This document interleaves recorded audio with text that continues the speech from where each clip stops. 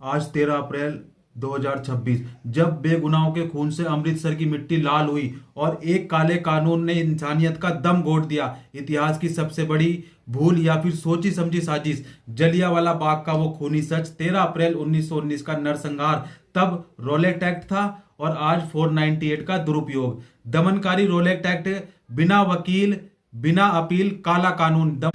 British सरकार ने जब 1919 में रोलेट एक्ट पास किया था, जिसका असली उद्देश्य भारत में पनप रहे राष्ट्रीय आंदोलन को कुचलना था। जितने भी राष्ट्रीय आंदोलन हो रहे थे उनको क्या कुचलना था, दमन करना था उनका। और इस कानून को काला कानून इसलिए कहा जाता था क्योंकि इसके तहत ब्रिटिश सरकार को यह शक्ति मिल गई थी कि वे किसी भी भारतीय को बिना किसी वारंट, बिना किसी ठोस सबूत और बिना किसी अदालती ट्रायल के सीधे 2 साल तक जेल में डाल सकते थे इस कानून के तहत। और इस कानून में आरोपी को ना तो वकील करने की इजाजत थी और ना ही वह किसी को कहीं अपील कर सकता था। यह सीधे तौर पर मानवाधिकारों का हनन था, जिसने हर भारतीय के मन में ब्रिटिश हुकूमत के प्रति नफरत और आक्रोश पैदा कर दिया था, भर दिया था, बिल्कुल घोल घोल के एकदम। जन सैलाब का विरोध और जलियांवाला बाग का खूनी मंजर था।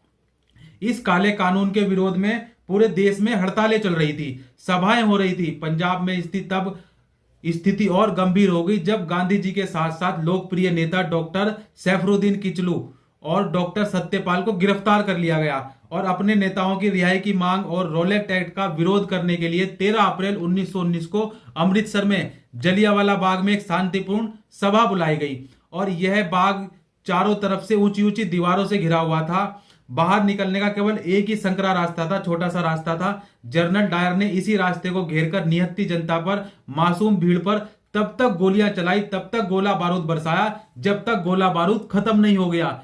यह केवल एक गोलाबारी नहीं थी, बल्कि मानवता का गला घोटने वाला एक भयानक नरसंहार था। काला कानून और कानून का दुरुपयोग ही आधुनिक त्राही, जब सुरक्षा ही बन जाए संकट। आज के दौर में जिस तरह से कुछ महिलाएं बल्कि व्यक्तिगत द्वेष या स्वार्थ के लिए 498 दहेज उत्पीड़न और इसके पैकेज के साथ सभी जैसे गंभीर कानूनों का दुरुपयोग, फर्जी केस कर रही हैं, वह भी किसी मानसिक नरसंहार से कम नहीं है। जिस तरह रोलेट एक्ट के बिना किसी जांच में निर्दोष को क्या कर दिया जाता, जेल में डाल दिया जाता था, आज भी फर्जी मुकदमों के कारण कई पुरुष और उनके बुजुर्ग माता पिता बिना किसी दोष के सामाजिक कलंक और कानूनी प्रताड़ना का शिकार हो रहे हैं। यह स्थिति न केवल संविधान के मूल भावना और न्याय व्यवस्था का गला घोटने जैसी है, बल्कि समाज के ताने बाने के लिए एक बड़ा खतरा है। कानून का काम है न्याय देना, लेकिन जब सुरक्षा के लिए बनी ढाल ही बेगुनाहों के खिलाफ हथियार बन जाए तो वह पूरे समाज के लिए एक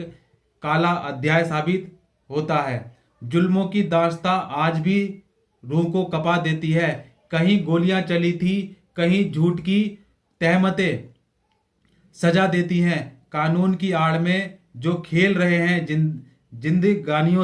जिंदगियों से, उन्हें भी समाज में आईना और सच्चाई देनी चाहिए। अल्फाजों को मोती की तरह पिरो तो दिया है हमने, हकीकत को शब्दों के सांचे में ढो दिया है हमने। चाहे पुराना इतिहास हो या आज का दौर, ए मुंसिफ इंसान की खातिर हर सच को यहाँ पिरो दिया है हमने। सुनो भाइयों, ध्यान से सुनिएगा। ये वीडियो सिर्फ स्टेटस के लिए नहीं और लाइक करने के लिए नहीं, समाज के हर उस शख्स के लिए है जो खुद को होमोसेपियंस समझता है, होमोसेपियंस समझता है। और हाँ, अगर कंटेंट पसंद आया हो तो इसे इतना शेयर करें कि मोबाइल का शेयर बटन भी चिल्लाने लगे, बस करो मास्टर जी और कितना फैलाओगे। अगर बिना शेयर और फॉलो किए गए तो समझ लेना कि ज्ञान की गंगा में डुबकी तो लगा ली, पर किनारे पर तौलिया भूला है। इसलिए खुद को भी जागरूक बनाओ और दूसरों को भी बनाओ। फटाफट फॉलो मारो, क्योंकि बजरंगी मास्टर की पाठशाला में ज्ञान फ्री है। बस अंगूठा चलाने का थोड़ा सा कष्ट करना, शेयर करो, पुण्य कमाओ और मजे में रहो।